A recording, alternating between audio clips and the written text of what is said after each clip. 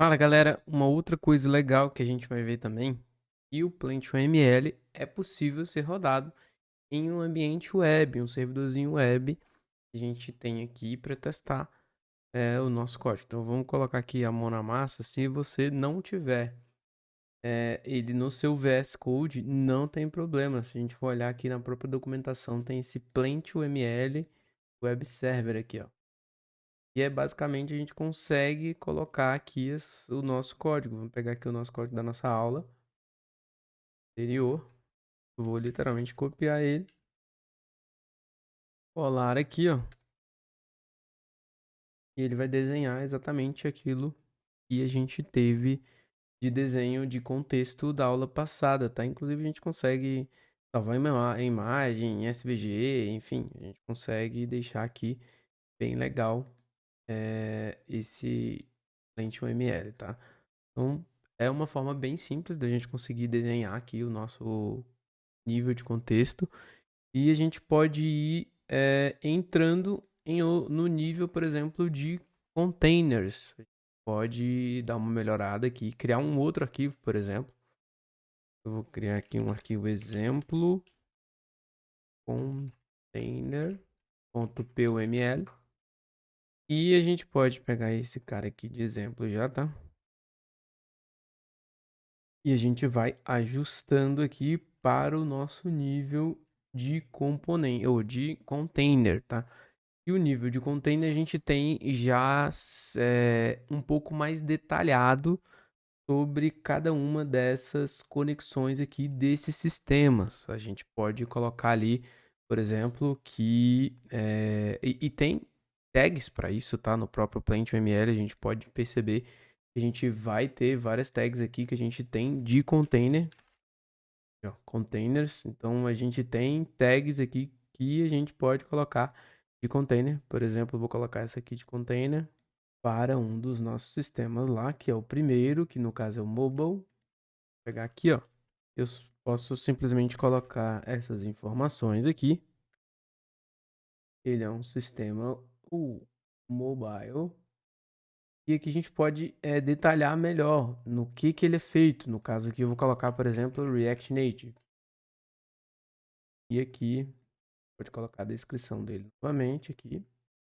E a gente pode ir mudando para nível de container, tá? Ao invés de nível de componente.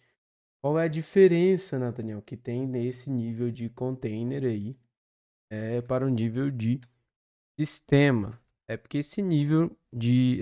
o contexto, já expliquei aqui na aula, é um nível mais geral ali.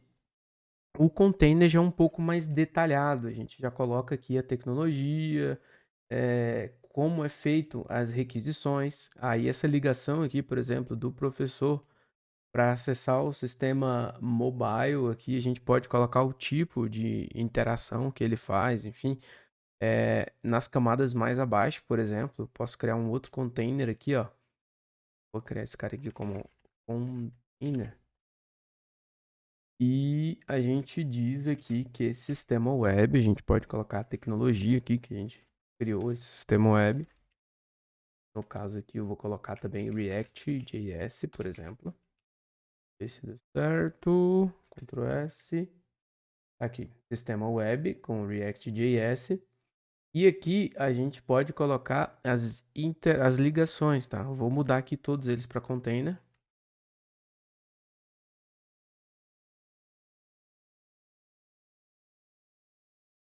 Container X. Todos eles agora tornaram-se containers, tá?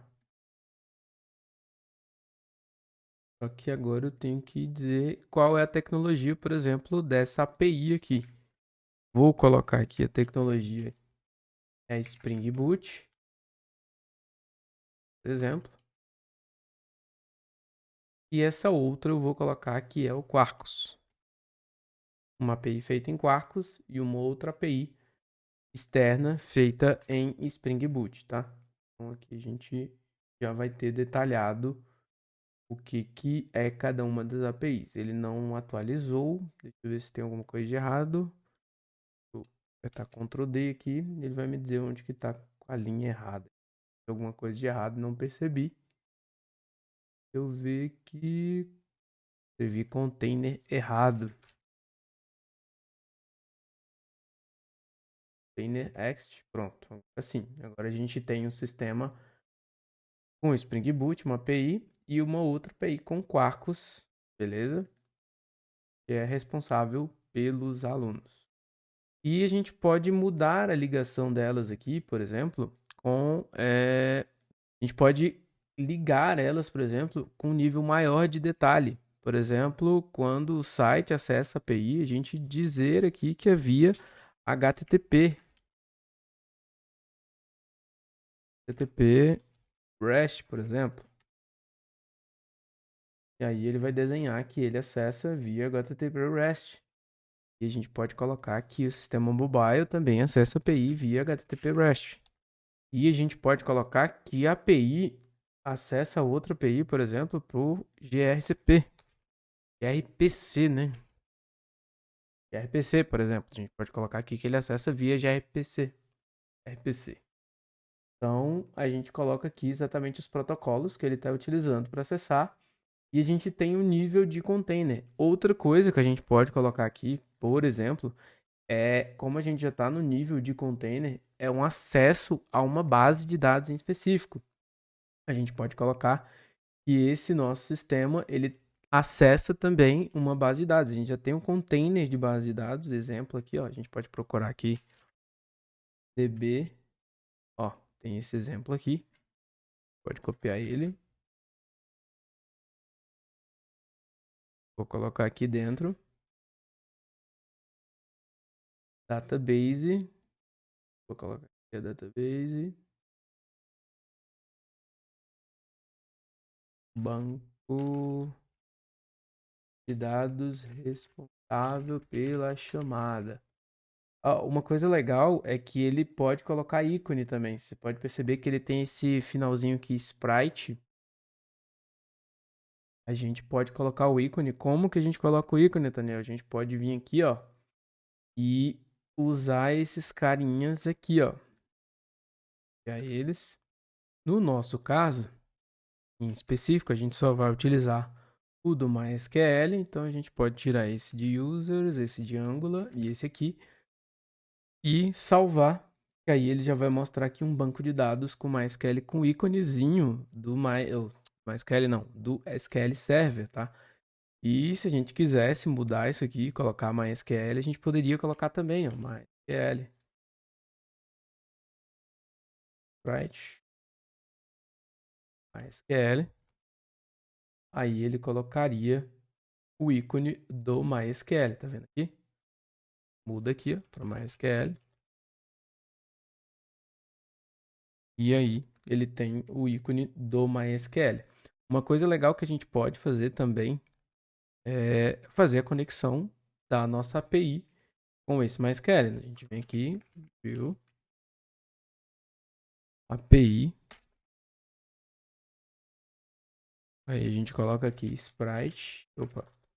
Acessa o MySQL. O DB, na verdade, né? Que a gente colocou como DB.